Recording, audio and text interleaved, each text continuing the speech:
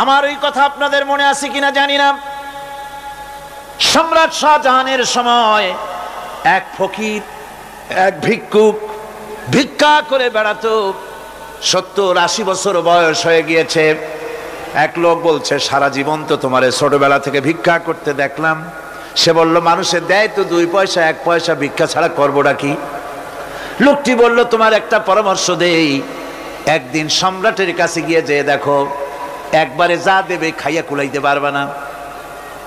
সম্রাট শাহজাহান কোথায় আছে এখন? দেখো গিয়া মসজিদে আছে।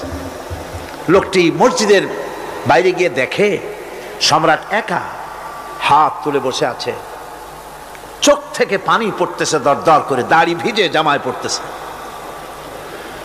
বহুক্ষণ দাঁড়িয়ে আছে। এরপরে সম্রাট তার মুনাজাত শেষ করে বেরিয়ে আসছেন। ফকিরের সঙ্গে দেখা। ফকির বলল, আসসালামু আলাইকুম। তিনি বললেন, ওয়ালাইকুম আসসালাম ওয়া রাহমাতুল্লাহ। ফকির রওনা করেছে।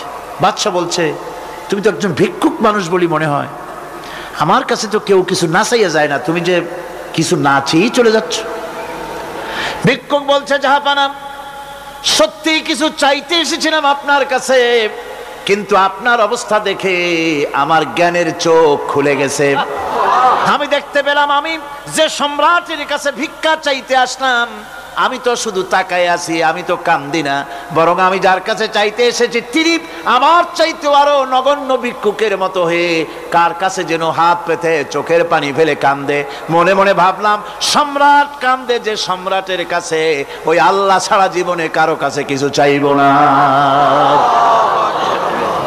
আল্লাহর কাছে চাওয়ার অভ্যাস করুন, তিনি দিতে পারেন, সবকিছু তার আছে। এই বিশ্বাস মনের ভিতরে জমাতে হবে, তাহলেই সত্যিকারের মুসলমান আমরা হব।